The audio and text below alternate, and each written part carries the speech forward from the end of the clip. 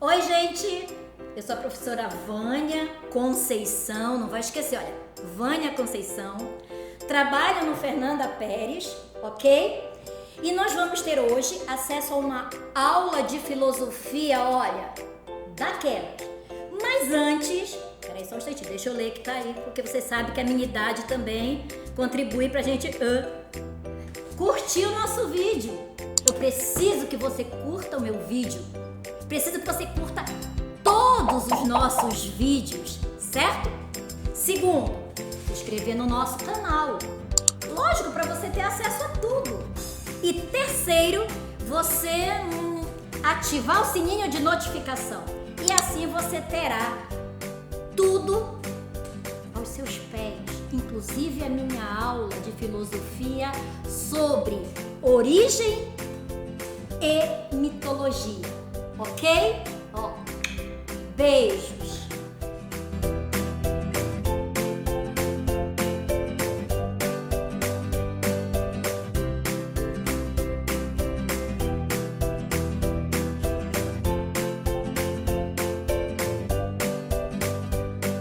Oi, galera! Tudo bem? Agora eu sou novamente a linda, maravilhosa professora Vânia, certo? E vou trabalhar com vocês filosofia. Nós vamos começar, é meio redundante, né? Lá do princípio da formação das palavras, a junção das palavras, até o momento que nós entramos na filosofia pré-socrática, correto? Então vamos prestar muita atenção para tudo que é dito, anotem, porque a nossa aula vai ser, ó, show! Ok. Primeiramente, turma, a palavra filosofia, ela é de origem grega, ok? Grega. Então, basicamente, olha só, origem grega. Mas aí, nós precisamos saber o seguinte: eu tenho a palavra, eu tenho a origem, mas o Enem trabalha com uma outra palavra que é chamado de etimologia.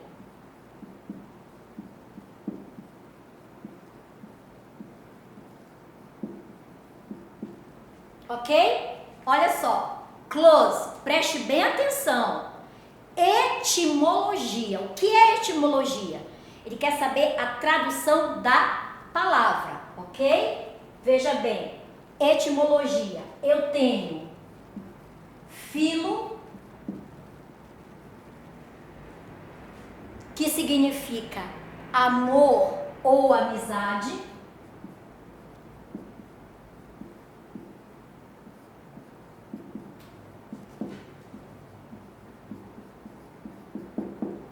Essa é a primeira palavra para a composição de filosofia. Eu tenho filo e eu tenho o quê? A sofia, que significa sabedoria ou conhecimento.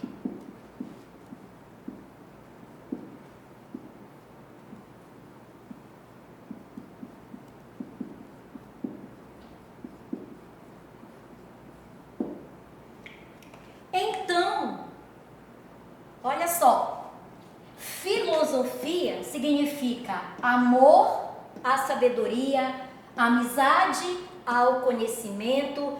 Você precisa ter noção da importância do conhecer, do ter dúvidas, do pesquisar, do sistematizar o seu pensamento. Vânia, é algo fácil? Não, não é algo fácil. Primeiro ponto, turma.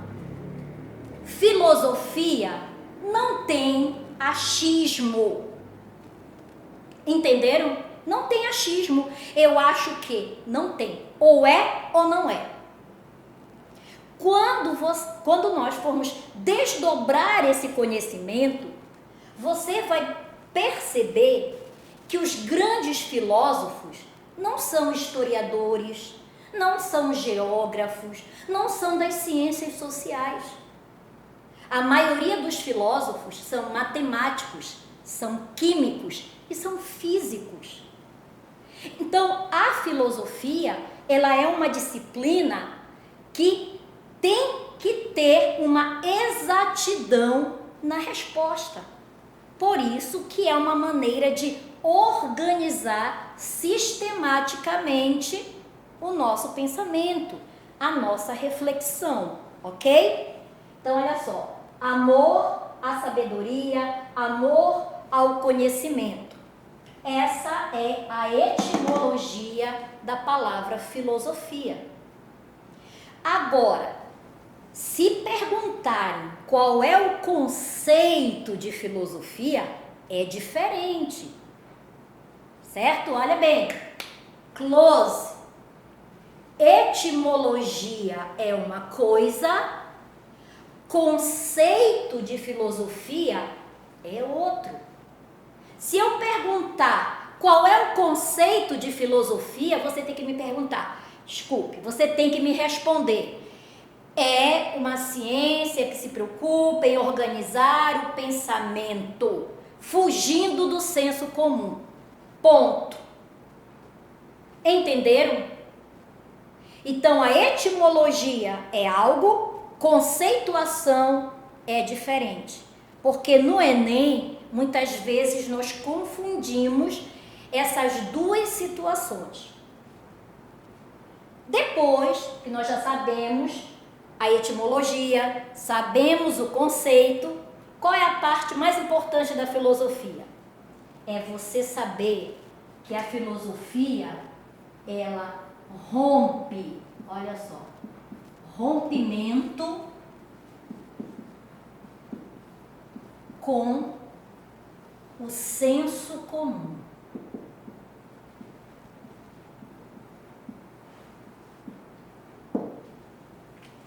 Certo? Observe bem, ok? O que é o senso comum? É o achismo. É um pensamento que não é comprovado cientificamente. É o que norteia a maioria da mente das pessoas. Então, o senso comum é você pensar naturalmente naquilo que lhe é induzido. Por exemplo, a maçã está ruim. Aí você diz, a maçã está ruim, a maçã está ruim. Você provou? Se você não provou, por que você está repetindo que a maçã está ruim? Porque o outro te disse. Então, quando você se apropria do pensamento do outro, sem ter passado pela experiência do provar a maçã, você está praticando o senso comum. Vou dar um exemplo. Olha, aquela mulher ali é uma prostituta. É prostituta, prostituta. Tu sabe se ela é prostituta? Será que a pessoa que está falando isso não está com raiva dessa pessoa e você se apropria dessa opinião e começa a falar? Então isso é o senso comum. Aquele ali é maconheiro, olha, aquele ali é gay. Então quando você tem essas expressões sem comprovar, você está usando o senso comum. E a filosofia, ela diz o seguinte: você precisa romper com o senso comum. Você não pode usar o senso comum. Você tem que ter uma experiência, você tem que fazer uma comprovação daquilo que está sendo dito. Você precisa ter um conhecimento prévio daquilo que você vai dizer. Você não pode falar por falar. Você tem que ter uma base científica, você tem que ter um pensamento sistematizado para poder gerar a filosofia. Então, é por isso que filosofia não tem achismo. Eu acho que para com isso, certo? A filosofia, ela é exata. Você tem que ter a opinião baseado na ciência, baseado na experimentação, baseado na verdade, na aletheia. Então, se você não tem isso, fique calado. Ok? Então, primeiro ponto. Agora, nós vamos saber o seguinte. Quem criou a palavra filosofia? Qual foi o gênio que criou a palavra filosofia? A palavra filosofia foi criada por... Vamos lá. Foi criada por Pitágoras de Samos.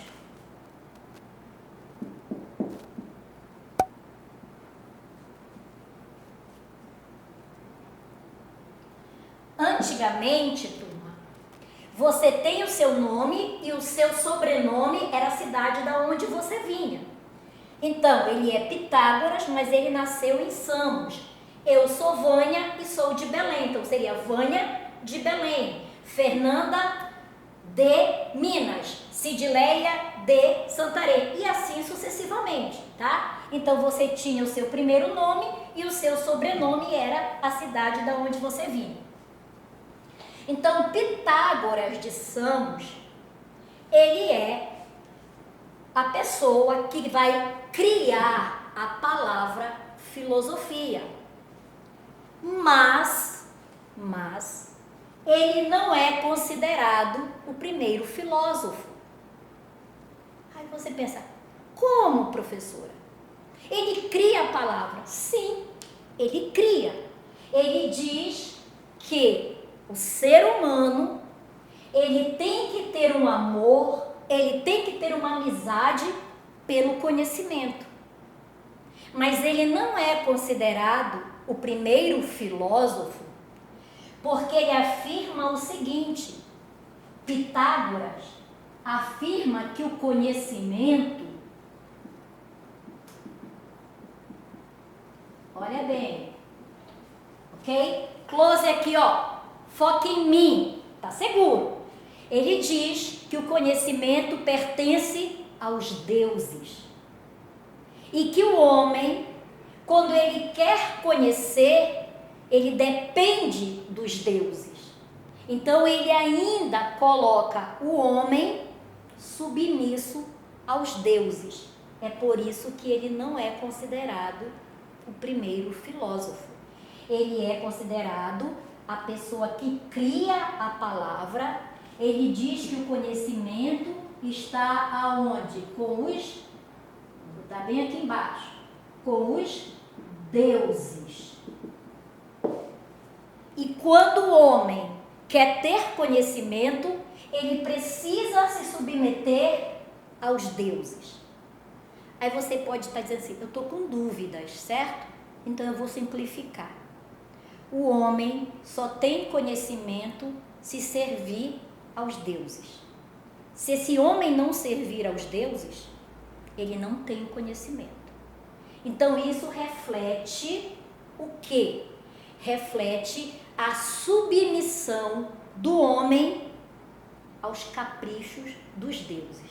Então Pitágoras, ele acredita que o homem não tem autonomia para criar. Ele só vai ter o pensamento se os deuses deixarem. É por isso que ele não é considerado o primeiro filósofo, mas ele cria a palavra filosofia, ok? Tá?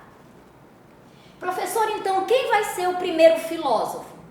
Se não é Pitágoras, mas poxa, Pitágoras foi muito importante. Pitágoras criou, né, o teorema, até hoje a gente estuda sobre Pitágoras. Ele foi super inteligente. Ele foi um dos caras mais inteligentes da sua época. Mas ele acreditava que a sua inteligência era dos deuses. Certo?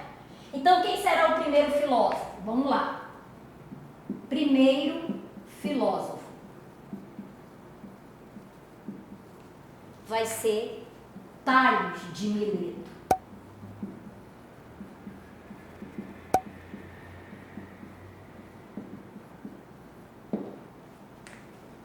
Este senhor é considerado pelo Enem e por toda e qualquer vestibular que você fizer ou concurso que você fizer, ele é considerado o primeiro filósofo.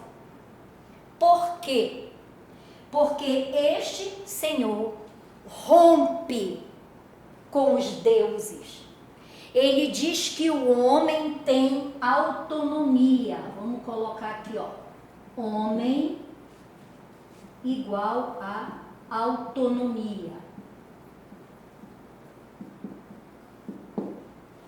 O homem tem autonomia para criar. O homem tem autonomia para refletir. O homem tem autonomia para criar cidades. O homem tem autonomia para criar leis.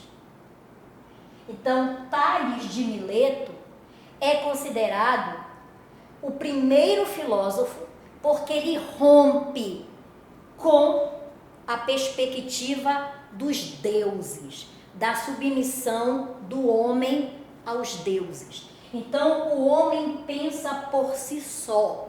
O homem não precisa dos deuses. O homem não precisa do sobrenatural. O homem tem sua mente e, a partir daí, ele pode criar o que ele quiser. Veja bem, Pitágoras cria a palavra filosofia, mas é Tales de Mileto que é considerado o primeiro filósofo. Por quê, professora? Porque ele dá autonomia de pensamento, autonomia de criação, autonomia para pesquisa ao homem. O homem não precisa dos deuses, certo? E aí vem uma situação, turma, que é muito peculiar a isso aqui. E é até uma indicação que a maioria dos professores fazem. Nós temos 2 grandes filmes sobre isso. Nós temos Fúria de Titã 1, que mostra a dependência do homem aos deuses, certo? E nós temos Fúria de Titãs 2, onde o homem vai se separando dos deuses e os deuses viram pó. A maioria pensa que os deuses estão morrendo. Não, turma. Os deuses são imortais, certo? Os deuses são imortais. O que acontece com os deuses? Eles viram pó.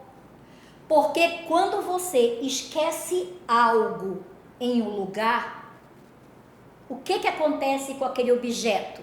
Ele começa a acumular poeira.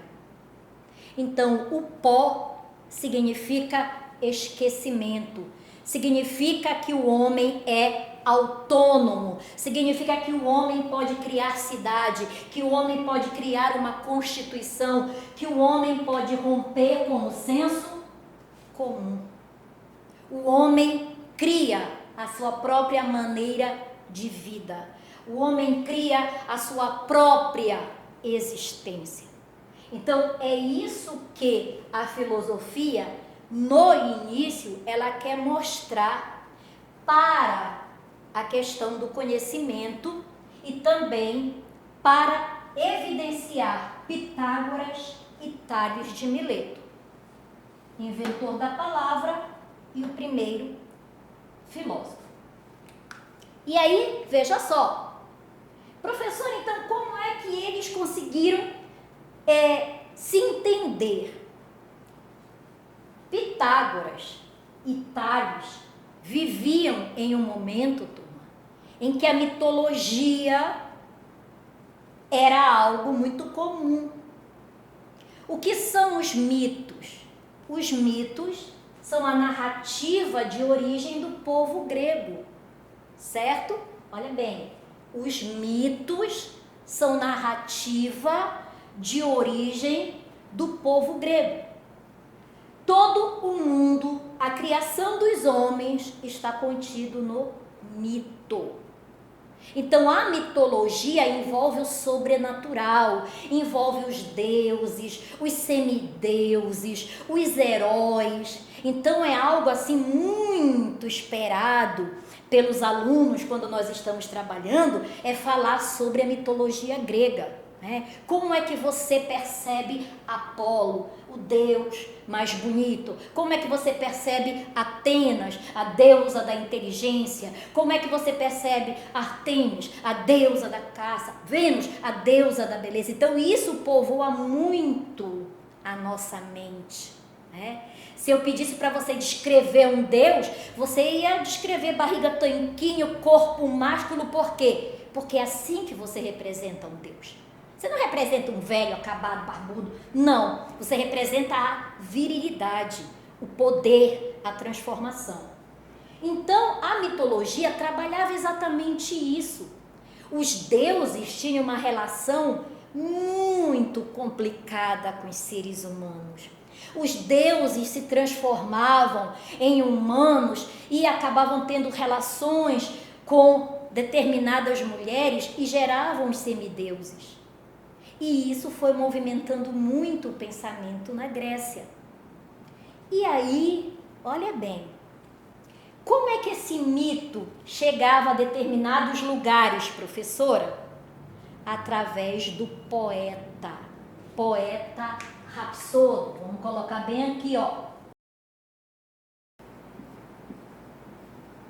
Ela foi repassada por uma pessoa escolhida pelos deuses.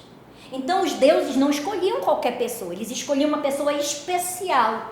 E essa pessoa especial recebia o nome de poeta Rapsodo.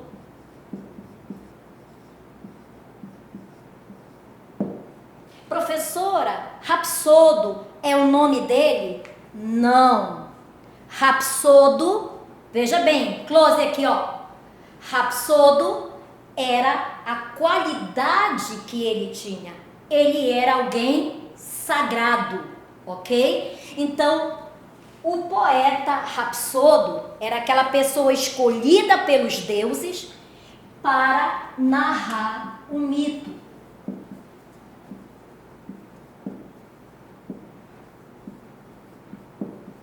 Para não deixar que os seres humanos deixassem de esquecer os deuses. O mito tinha que fazer com que vocês reverenciassem os deuses, que nós pudéssemos ser totalmente submissos aos deuses, que nós devêssemos sucumbir aos caprichos dos deuses. Era exatamente isso. Então o poeta narrava a maravilha da criação, quando Zeus criou, né, o mundo, quando ele simplesmente derrotou seu pai, o deus do tempo, que era o titã Cronos, e aí ele fez o mundo e criou o homem. O homem, a existência do homem era para servir aos deuses, era para adorar aos deuses, era para construir templos aos deuses. Essa era a função que o homem tinha na mitologia. Professora, o mito foi importante? Muito importante. O mito, ele servia para acalmar, ele servia para explicar o que humanamente era inexplicável. Então, quase toda a sociedade, gente, não foi só a sociedade grega, ok? Quase toda a sociedade, ela se apropria de algum mito, certo? Então, os gregos também tinham os seus mitos, tinham os seus deuses e seus semideuses. Agora, veja bem, olha só o que a mitologia vai explicar quando o homem teve conhecimento. Tem uma explicação mitológica e tem uma explicação filosófica, ok? Veja bem, na mitologia, o conhecimento era só dos deuses e estava no Monte Olimpo. e era o fogo sagrado. Então o fogo sagrado ficava no centro do Monte Olimpo e os deuses todos ao redor do monte sagrado e do fogo também. E aí o que aconteceu? Um titã chamado Prometeu, muito amigo dos homens, com pena que os homens não tinham conhecimento, que os homens estavam na escuridão, que os homens eram totalmente dependentes dos deuses, Prometeu roubou uma fagulha do fogo sagrado do Monte Olimpo. Olhem bem, Prometeu era um titã. Ele roubou uma fagulha do Monte Olimpo. Do quê? Do fogo sagrado. O que era o fogo sagrado? O conhecimento, todo o conhecimento que o mundo tinha. Então ele roubou uma fagulha e trouxe para quem? Para a humanidade. Quando ele distribuiu essa fagulha para a humanidade, o homem passou a ter conhecimento próprio. Preste atenção, olha só. Aqui, ó. Close em mim, linda, maravilhosa. Prometeu roubou uma centelha do fogo sagrado e distribuiu para a humanidade. Com isso, o homem passou a ter o seu próprio pensamento e começou a se distanciar dos deuses. Ok? Tá bom? Então, isso explica, preste atenção aqui, isso explica o rompimento entre o mito e a razão. Prometeu, o titã. E aí os deuses, então, queriam fazer as pazes com os homens, porque os deuses necessitavam que os homens se lembrassem deles. Então, o que os deuses fizeram? Formaram uma linda mulher chamada Pandora. Foi uma das mulheres mais lindas formada pelos deuses. Pandora representava a esperança. Pandora representava a aliança que os homens iam fazer novamente com os deuses. Então Zeus deu uma caixa a Pandora e disse a ela: Pandora, você só abre essa caixa quando você chegar, quando você tocar o solo. Não abra antes. E quando você tocar o solo e você abrir essa caixa, vai sair todas as maravilhas, todos os presentes maravilhosos que nós temos para a humanidade. Prosperidade, riqueza, saúde, bonança, tudo. E eles então mandaram Pandora à terra. Mas ela, curiosa, antes de tocar o solo, ela abriu a caixa. E todas aquelas coisas boas se transformaram em doenças, nas pestes, nas tempestades, nas guerras, em tudo que era ruim no mundo. A mitologia explica que foi devido Pandora, a primeira mulher criada pelos deuses para executar uma função sagrada. Então vocês perceberam, turma? Olha só, o mito explicou duas coisas: que o homem passou a ter conhecimento quando Prometeu roubou uma centelha do fogo sagrado, e segundo, que todos os males que existem na terra foi devido Pandora. Olha só, o homem traz conhecimento e a mulher traz a desgraça.